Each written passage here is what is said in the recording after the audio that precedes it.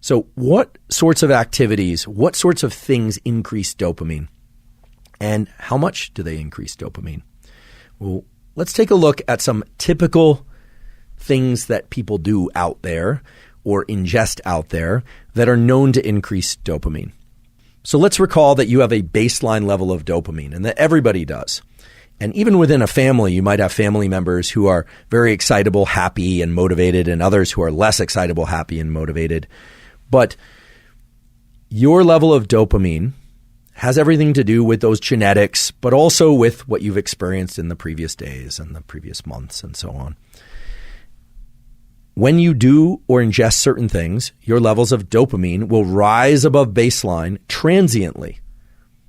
And depending on what you do or ingest, it will rise either more or less, and it will be very brief or it'll last a long time. So let's take a look at some of the typical things that people take and do and eat. Some are good for us, some are not good for us. And let's ask how much dopamine is increased above baseline. Now, of course, these are averages, but these are averages that have been measured in so-called microdialysis studies in animals, so actually extracting from particular brain areas how much dopamine is released, or from measuring the serum, the circulating levels of dopamine in humans. Chocolate. They didn't look at milk versus dark chocolate, but chocolate will increase your baseline level of dopamine 1.5 times. Okay, so it's a pretty substantial increase in dopamine. It's transient. It goes away after a few minutes or even a few seconds. I'll explain what determines the duration in a minute. But 1.5 times for chocolate. Sex. Both the pursuit of sex and the act of sex increases dopamine 2 times. So it's a doubling above baseline. Now, of course, there's going to be variation there, but that's the average increase in baseline dopamine caused by sex. Later, I will talk about how the different aspects of the so-called arousal arc, the different aspects of sex, believe it or not, have a differential impact on dopamine. But for now, as a general theme or activity, sex doubles the amount of dopamine circulating in your blood. Nicotine, in particular nicotine that is smoked, like cigarettes and so forth, increases dopamine 2.5 times above baseline. So there's a peak that goes up above baseline 2.5 times higher. It is very short-lived. Anyone who's ever been a chain smoker or observed a chain smoker understands that the increase in dopamine from nicotine is very short-lived. Cocaine will increase the level of dopamine in the bloodstream 2.5 times above baseline. And amphetamine, another drug that increases dopamine, will increase the amount of dopamine in the bloodstream 10 times above baseline. A tremendous increase in dopamine. Exercise. Now, exercise will have a different impact on the levels of dopamine depending on how much somebody subjectively enjoys that exercise. So if you're somebody who loves running, chances are it's going to increase your levels of dopamine 2 times above your baseline, not unlike sex. People who dislike exercise will achieve less dopamine increase or no increase in dopamine from exercise.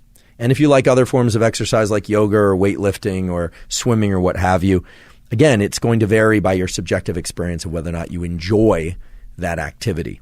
This is important. And it brings us back to something that we talked about earlier. Remember that mesocorticolimbic pathway? Well, the cortical part is important. The cortical part actually has a very specific part, which is your prefrontal cortex, the area of your forebrain that's involved in thinking and planning and involved in assigning a rational explanation to something and involved in assigning a subjective experience to something. All right. So, for instance, the pen that I'm holding right now is one of these Pilot V5s. I love these Pilot V5s. They don't sponsor the podcast, but I just happen to like them. I like the way that they write, how they feel.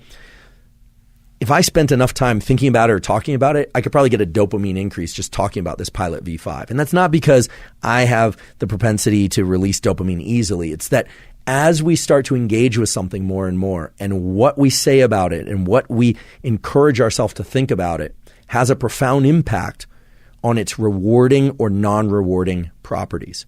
Now, it's not simply the case that you can lie to yourself and you can tell yourself, I love something, and when you don't really love it, and it will increase dopamine. But what's been found over and over again is that if people journal about something, or they practice some form of appreciation for something, or they think of some aspect of something that they enjoy, the amount of dopamine that behavior will evoke tends to go up. So for people that hate exercise, you can think about some aspect of exercise that you really enjoy. However, I will caution you against saying to yourself, I hate exercise, or I hate studying, or I hate this person, but I love the reward I give myself afterward. Later, we're going to talk about how rewards given afterward actually make the situation worse. They won't make you like exercise more or studying more. They actually will undermine the dopamine release that would otherwise occur for that activity.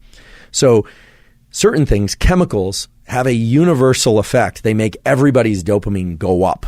So some people like chocolate, some people don't, of course, but in general, it causes this increase in dopamine. But sex, nicotine, cocaine, amphetamine, those things cause increases in dopamine in everybody that takes them. Things like exercise, studying, hard work, working through a challenge in a relationship, or working through something hard of any kind, that is going to be subjective as to how much dopamine will be released. And we will return to that subjective component in a little bit. But now you have a sense of how much dopamine can be evoked by different activities and by different substances. One that you might be wondering about is caffeine. I'm certainly drinking my caffeine today, and I do enjoy caffeine in limited quantities. I drink yerba mate and I drink coffee, and I love it. Does it increase dopamine? Well, a little bit. Caffeine will increase dopamine to some extent, but it is pretty modest compared to the other things that I described: chocolate, sex, nicotine, cocaine, amphetamine, and so on. However, there's a really interesting paper published in 2015. This is Volkow et al. You can look it up. It's very easy to find. That showed that regular ingestion of caffeine, whether or not it's from coffee or otherwise, increases upregulation of certain dopamine receptors.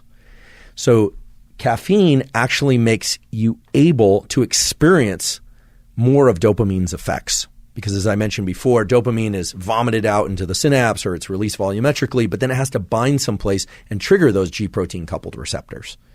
And caffeine increases the number, the density of those G protein coupled receptors. Now, sitting back and thinking about that, you might think, oh yeah, sometimes I'll notice people, at least in the old days, that it used to be a cigarette and a cup of coffee. Or when people drink alcohol, oftentimes they'll smoke. And it's well known that different compounds like alcohol and nicotine, or caffeine and nicotine, or certain behaviors and certain drugs can synergize to give bigger dopamine increases. And this is not terribly uncommon. There are a lot of people nowadays who, for instance, take pre-workout energy drinks. They'll drink I won't name names, but they'll drink a canned energy drink, or they'll drink a pre-workout, and they'll try and get that big stimulation, that stimulant effect for the dopamine, the norepinephrine, that family of molecules that works together to make you motivated. And then they'll also exercise to try and get even more of a dopaminergic experience out of that workout. Sometimes it's also to perform better as well, of course.